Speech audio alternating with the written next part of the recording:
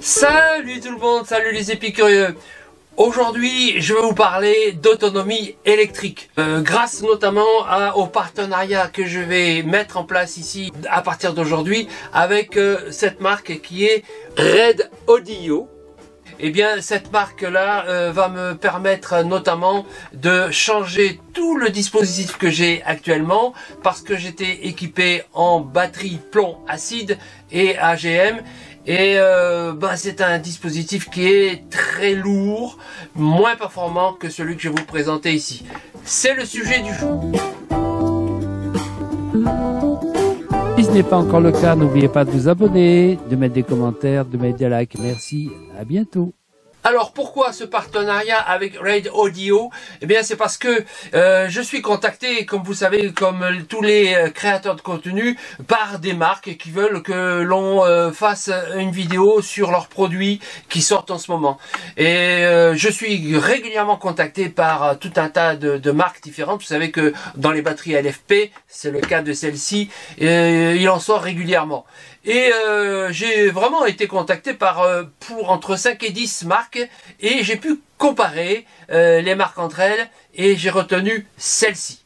Alors pour plusieurs raisons et la première des raisons c'est la qualité de ces produits et ils sont à peu près tous pareils. Les batteries d'ailleurs, si vous regardez les batteries, elles sont toutes pareilles. Mais c'est le service qui va avec, notamment parce que celle-ci, c'est la dernière sortie, elle est en Bluetooth, ce qui permet pas mal d'avantages comme on va le voir ici. Et puis ils ont aussi un panel de produits qui m'intéresse. Par exemple, celui-ci, c'est un moniteur de batterie, ce qui va me permettre de suivre visuellement, ça vous êtes obligé de passer par le smartphone, la qualité de l'installation et de la production d'électricité et de la réserve.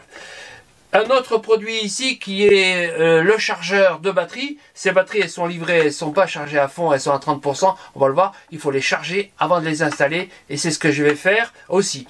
Alors, ces deux éléments-là, je vais vous les présenter plus tard dans une autre vidéo. Je vais m'intéresser surtout aujourd'hui à ces batteries-là, à leurs spécifications, à l'installation et de la possibilité de les installer dans mon camping-car par rapport à l'ancienne installation. Car, il faut le dire, pour ces installations-là en batterie LFP, il faut être capable de les charger correctement. Or, avec l'installation que j'ai déjà, cela n'est pas possible à 100%, mais je vais vous montrer que c'est possible quand même, avec une modération, c'est-à-dire que on va se contenter peut-être de les charger à 95% au lieu de 100%. Ça diminue la réserve, mais c'est surtout ça m'empêche de tout changer le dispositif que j'ai déjà. Je vais donc vous montrer le dispositif que j'ai déjà et de voir comment on peut l'adapter à l'installation de ces batteries-là. Et plus tard, je vous montrerai comment j'ai utilisé ces deux autres-là. Sans compter que je vous ai parlé d'un panel de produits, c'est que dans la suite de ce partenariat que je vais engager maintenant avec cette société, je vais pouvoir changer mon régulateur solaire parce qu'en ce moment j'ai un régulateur, une catastrophe en termes de charge, c'est pas très bon. Je vais passer au système MPPT. On aura l'occasion de faire une vidéo là-dessus. Et puis j'ai aussi la possibilité de changer mon onduleur et qui est correct, mais en même temps il est moins performant que celui que je vais installer ici. Alors je vous parlerai de ça plus tard puisque c'est un projet à long terme. On va s'intéresser maintenant à ça. Quelles sont les caractéristiques de ces batteries? Comment on peut les monter? Comment on peut les adapter à votre coffre? Parce que évidemment il faut que ça rentre dans votre coffre. Comment on peut les utiliser, comment on peut suivre la qualité de la charge, etc. Toutes les spécifications qu'on va voir ensemble et surtout comment on peut l'adapter par rapport à ce que vous avez déjà. En tous les cas, par rapport à ce que j'ai moi déjà. À vous ensuite de l'adapter à votre situation. Parce qu'évidemment, c'est pas généralisable à 100%.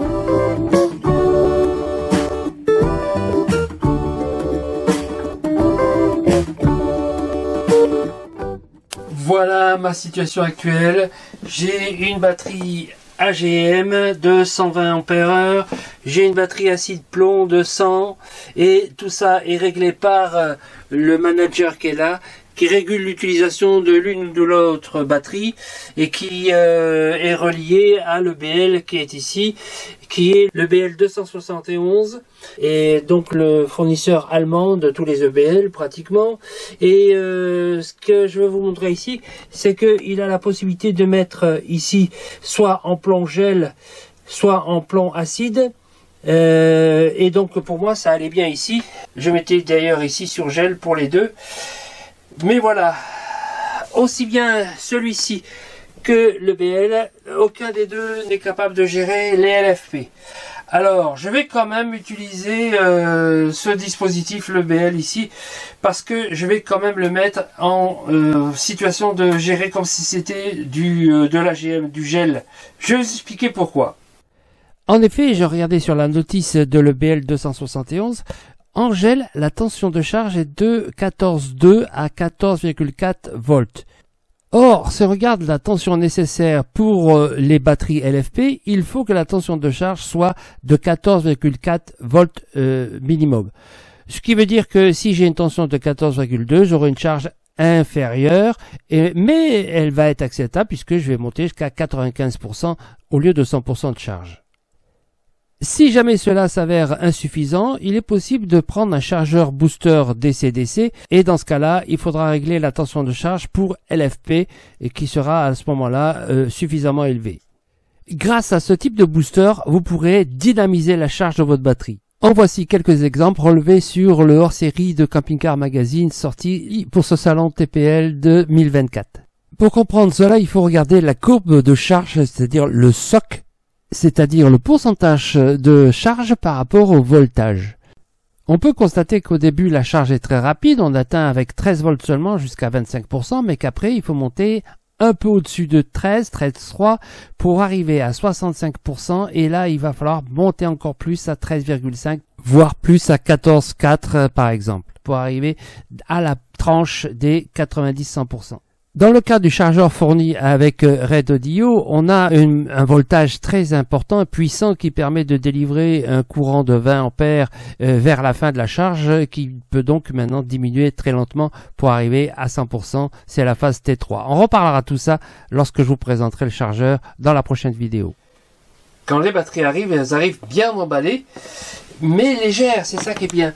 Il n'y a pas besoin d'avoir un transporteur routier pour arriver à transporter ça, c'est arrivé par la poste. Vous voyez, c'est bien emballé. Alors ici, on a des boulons qu'il ne faut pas oublier de mettre dessus. Voilà, ici et ici. Et bon, c'est un emballage sérieux. Il ne nécessite pas néanmoins de protection comme on a pour les batteries gel, etc., qui sont très lourdes. Là, c'est marrant, c'est arrivé par le facteur. Et hop, c'est parti. Et me voilà avec mes deux batteries. Je vais installer ici à la place de celle-là. Et là, n'oubliez pas un point très important, il faut qu'elle rentre dans votre coffre. Moi, j'aurais voulu prendre des batteries plus puissantes, mais elles ne rentraient pas. Il faut donc être très attentif à ce que ça soit la bonne dimension. En plus, elles sont belles, ça gâche rien. Hein. Pour la gestion de ces batteries, vous avez ici une étiquette qui vous donne les caractéristiques, on va en reparler, mais ici il y a un QR code qui va nous permettre de mettre l'application soit sur Android, soit sur iPhone, et ensuite on va dédier la batterie sur l'application grâce à ce QR code ici. Encore pratique parce que évidemment on va pouvoir suivre la charge de la batterie sur le smartphone grâce au Bluetooth. Ici, c'est une gestion, d'ailleurs les deux, on va les mettre, ce qui fait qu'on pourra suivre les deux en même temps.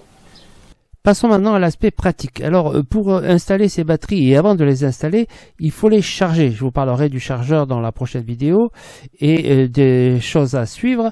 Mais ce qui est intéressant ici, c'est que ces batteries sont Bluetooth. Donc, on va charger l'application, et on va ainsi suivre la charge. Comme déjà dit, c'est dans la prochaine vidéo que je vous parlerai des particularités de ce chargeur. L'installation de l'application se fait sans problème particulier. Il faut évidemment donner un login, un mot de passe, etc.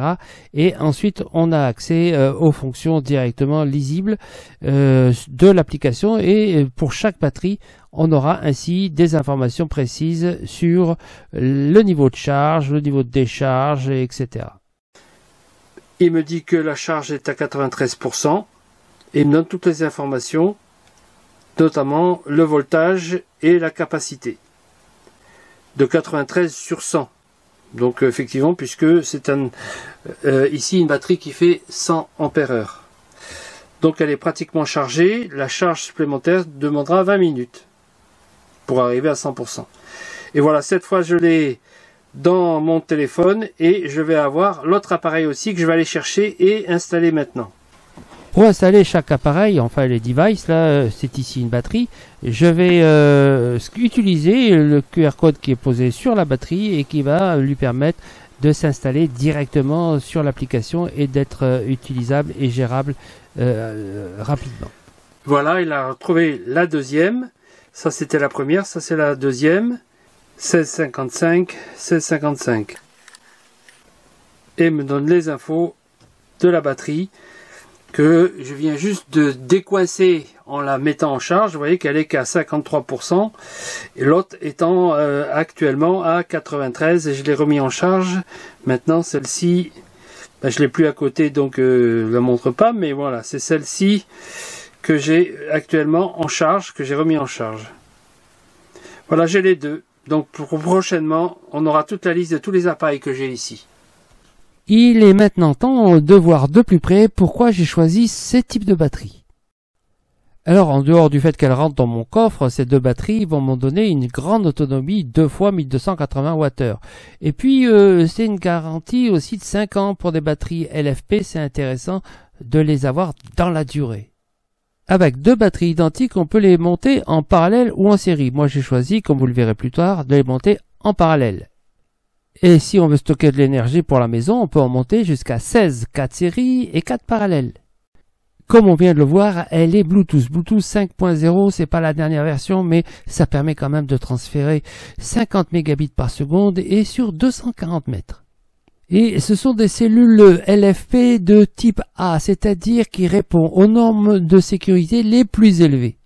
Avec 4000 cycles, on a une durée de vie qui va être très très longue. Une bonne dizaine d'années. D'ailleurs, la garantie de 5 ans, c'est remarquable. Elle possède un bon BMS qui va permettre un bon équilibrage entre toutes les cellules. Grâce à celui-ci, on aura une protection contre les surcharges ou les décharges excessives, les surtensions, la surchauffe et même les courts-circuits en cas de froid intense. Encore quelques informations supplémentaires. On voit que la puissance est de 1280 watts avec des courants de charge de 100 ampères et de décharge de 100 ampères. C'est pas mal. On peut donc aller jusqu'à 500 ampères en cas de décharge courte. Et on a déjà vu les autres caractéristiques ci-dessous. De même pour celle-ci, mais on peut remarquer en plus l'IP65 qui permet de constater la protection contre les poussières et l'humidité entièrement étanche. Comme toutes les batteries LFP, il faudra éviter de la laisser décharger trop longtemps et vérifier tous les 3 mois sa bonne charge. L'avantage du chargeur dont je vais vous parler donc la prochaine fois, c'est qu'il permet de débloquer le BMS si jamais ça vous arrive.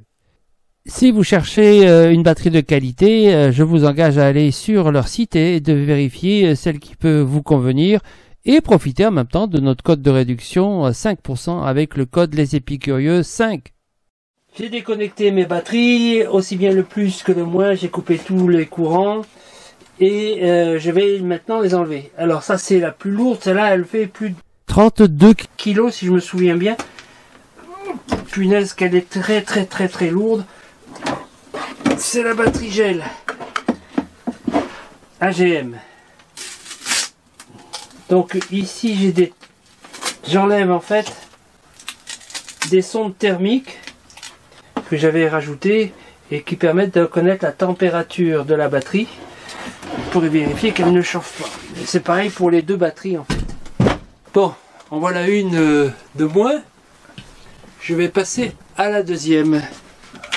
Celle-là elle est plus légère, c'est qu'une plomb acide. Elle est plus légère que l'AGM. Mais quand même, elle fait 6 kilos. Pareil là aussi, j'ai une sonde thermique que je vais mettre sur les nouvelles batteries. Et voilà, j'ai les cases vides et je vais pouvoir y mettre les nouvelles batteries. Bien, mon installation est maintenant terminée. J'ai rien eu d'autre à faire que de changer les batteries et de mettre les connexions et voir maintenant si c'est fonctionnel, s'il n'y a pas de souci. Pour l'instant, tout va bien. Voilà la nouvelle installation. Eh bien, on va commencer par faire un point de comparaison très important. Le poids. Oui, vous avez bien lu, je gagne 30 kg sur les batteries. Énorme. Et on parlera de tous les autres avantages un peu plus loin. J'ai tout qui est rebranché normalement. Et même mon NDS fonctionne, à part que pour l'instant, il n'y a qu'une seule batterie qui apparaît, alors que normalement, il y en a deux. Alors, on va voir ce que ça donne un peu plus tard. Hein. J'ai dû changer simplement le mode de fixation des batteries, qui c'est pour la plomb acide comme ça, et pour la AGM c'était comme ça. Et maintenant, ben, c'est tout avec des boulons, tout est impeccable. Remarquez au passage que sur mon application, je peux suivre exactement ce qui se passe sur les batteries. Alors ici, celle que j'ai chargée à fond, elle est à 99%. Et j'ai actuellement avec les lumières allumées, une utilisation de environ 17 watts et la tension de la batterie est de 13,3 et j'ai un débit de 1,3 et j'ai actuellement une réserve de 104 ampères-heure. La batterie elle fait 100 ampères-heure, donc elle est vraiment chargée à fond. Si je cherche sur l'autre batterie, alors pour l'autre batterie que j'ai pas fini de charger volontairement, simplement parce que je voulais vérifier qu'elle est capable de se charger directement dans le camping-car si je l'alimente. Cette batterie numéro 2 est actuellement à 53%. Le manager qui est là, qui pour l'instant a décidé que c'était celle-là qui était utilisée et pas celle-là. Et oui, parce que lui, en fait, ce qu'il fait, c'est qu'il utilise la batterie la plus chargée des deux. C'est son boulot, le manager. Et pour vérifier que tout marche vraiment bien, je me suis rebranché sur le réseau, là, avec mon inverseur. Je l'ai mis sur le réseau extérieur. Et je constate que la batterie que j'avais pas chargée tout à l'heure volontairement, eh bien maintenant je vois qu'elle est en train de se charger. Et qu'il faut ici, dans ces conditions de charge, un peu plus longtemps que si j'étais sur le chargeur. Mais ça charge. Ça charge assez rapidement d'ailleurs. Là je suis passé de tout à l'heure, je sais plus à combien j'étais, mais je suis déjà à 71%. Et le panneau de gestionnaire que j'ai ici me dit qu'en ce moment il utilise la batterie qui était pleine, qui est toujours pleine d'ailleurs, et je vois qu'elle est avec une tension de 13,1, que l'électricité de l'éclairage que j'ai ici actuellement consomme 1,6 ampères, et que l'autre est en train de se charger. Pour l'instant elle est déconnectée parce qu'elle est trop basse. Et sur mon panneau de gestion de l'électricité, tout fonctionne. Et je vois que la batterie ici, la batterie moteur est chargée correctement à 13 volts. Et la batterie cellule, elle est chargée à fond puisqu'elle est ici à 13,5, elle ne peut pas aller plus haut ici. Tout va bien, on va voir ça dans la durée maintenant et notamment dans le prochain voyage. Alors effectivement, j'ai gardé l'installation que j'avais avec le manager qui est le fond manager NDS qui est capable de gérer deux batteries séparées. C'est-à-dire que ici, je l'ai montré dans ma précédente vidéo que je vous mets ici à côté, eh bien l'arrivée d'une batterie est là, l'arrivée de l'autre batterie est là et dessous là, et au milieu il y a le départ vers le BL. En fait, le manager va choisir d'utiliser celle-ci ou celle-ci en fonction de leur capacité au moment où il en a besoin. C'est-à-dire, éventuellement, il les gère de manière différente. Alors, il est prévu au départ que celui-ci gère des batteries différentes. Alors, dans mon cas, c'est deux batteries identiques, donc vous allez me dire, pourquoi je m'en sers? Eh bien, je m'en sers parce que, d'une certaine façon, je ne sais pas si je vais garder deux batteries identiques, et ça peut être utile d'avoir des batteries différentes selon les besoins ou les rencontres que l'on a en termes de marché, ou éventuellement de vouloir les changer. Bref, cette possibilité-là, elle est utile parce que sur le moniteur que j'ai là, et vous voyez que en fait il gère les deux batteries séparément et il me dit la situation actuelle de l'un ou de l'autre, elles sont toutes les deux pleines ici et je peux gérer. Alors vous voyez, remarquez ici au passage que si je gère les batteries, je peux les mettre soit en gel soit en AGM. Alors là en fait je vais les mettre ici en gel les deux. Et je mets 104 parce que leur capacité réelle qui est de 100, en fait, elle est, j'ai remarqué, de 105. Donc je les mets à 104 pour éventuellement forcer, sachant que avec la fonction gel, le manager que j'ai, il peut pas utiliser toutes les capacités de ces batteries LFP qui peuvent monter bien plus que le voltage que lui il est capable de fournir. Du moins le BL est capable de fournir. Je vais revenir sur le BL après. Donc ici j'ai la batterie 1, je peux revenir sur la batterie 1 et je l'ai mis aussi sur fonction gel. Donc 1 et 2 sont sur la fonction gel. Voilà la situation. Donc je vais valider et revenir maintenant à un autre point. C'est ce point-là, c'est-à-dire que le BL, lui non plus, n'a pas la capacité de s'occuper des batteries LFP. Il n'y a que la fonction plomb gel ou plomb acide. Donc là je l'ai bien mis sur gel, de telle façon que il envoie le maximum vers ses batteries. Si je mesure ici la tension, je vais avoir quelque chose d'intéressant. Je vais vous montrer. Alors avec mon multimètre, je vais mesurer la tension de celle-ci. Voilà, c'est une fonction automatique qui cherche tout de suite et je suis à 13,36. Ce qui n'est pas la tension maximum que je peux avoir, qui serait de 14,2. Je suis un peu en dessous et bon, c'est logique, mais 13,3 c'est pas mal. Remarquez que si je mesure la tension de l'autre, ici, de l'autre batterie, voilà, je constate que la tension est un peu différente. Alors, je vais essayer de pas glisser. 13,56. Alors cette tension, elle est un peu plus forte de ce côté plutôt que de celle-là, tout simplement parce que le manager, il gère l'une ou l'autre en fonction des besoins. Et donc, il y a une indépendance. Alors, normalement, celle-ci, regardez, elle est de 12,8 en tension normale. Donc, ça veut dire que je suis en fait en situation de charge actuellement. Et puisque je suis relié au secteur, au réseau, et c'est en train de charger. Et c'est en train de charger avec une tension un peu supérieure à celle-ci. Et vous savez que dans la courbe que je vous ai déjà montrée, la courbe de charge, on s'aperçoit qu'effectivement, on est en situation de monter tranquillement, tout doucement, vers les valeurs maximales de charge. On pourra remarquer aussi que sur l'application que j'ai de Red Audio, les batteries, je peux les surveiller ici à distance et je vérifie qu'effectivement dans celle-ci, par exemple, ça c'est la 1 et ça c'est la 2, le voltage qui me donne de 13,4 est effectivement celui que j'ai constaté. Alors là c'est arrondi au dixième. Moi j'ai 13,37 et là il me dit 13,4. Donc ça correspond à la réalité. Pareil pour l'autre, je vais vous montrer ça. Et pour l'autre, je vais d'abord revenir à l'autre batterie. Voilà, ici, il me demande de confirmer que je change de batterie. Et pour celle-ci, eh bien, il va me dire que j'ai 13,6. Est-ce que ça correspond à ce que je peux mesurer dans la réalité?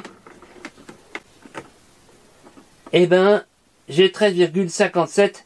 C'est-à-dire que c'est arrondi encore ici à l'unité au dixième. Voilà, ça correspond, c'est très bien. Et j'ai une gestion indépendante des deux batteries. C'est ce que je voulais. Il est temps maintenant de revenir aux avantages que l'on peut tirer de ce type d'installation. D'abord, c'est la taille. Elles sont moins hautes, enfin pour les miennes dans tous les cas, ce qui me permet d'éviter de faire des trous sur le plancher du coffre. Mais ceci est un détail par rapport au fait qu'on peut l'utiliser avec une durée de vie bien plus longue, entre 8 et 16 ans, selon le type de cyclage que l'on utilise. Notamment si on descend pas trop en profondeur dans la décharge. Jusqu'à 10-20%, ça permet d'augmenter la durée de vie de ces batteries. Et ce qui est loin d'être négligeable, c'est l'autonomie électrique que je vais gagner. Même avec mes batteries LFP qui risquent de pas être complètes à 100%, et même à 90%, j'ai encore un gain de 50 ampères-heure sur les anciennes batteries acide plomb et AGM. Et donc pour l'autonomie électrique, je suis hyper gagnant. Et puis vous l'avez vu, un énorme avantage aussi, c'est le poids, la légèreté de ces batteries. Et il est temps de passer au bilan global. D'abord, ce que j'aime bien dans ma nouvelle installation. J'ai donc acquis une plus grande autonomie et j'ai gagné en poids. Ma charge utile a augmenté de 30 kg. Et puis, c'était une installation très facile puisqu'il a suffi d'inverser les batteries. Et puis, j'ai maintenant une tension élevée en continu, ce que j'avais pas avant. Et enfin, le suivi en Bluetooth, ça c'est le plus aussi que peu de batteries ont. Et qu'est-ce que j'aime moins alors ? Ce que j'ai moins aimé, évidemment, c'est les limites de mon EBL, mais ça n'a rien à voir avec les batteries, c'est mon système.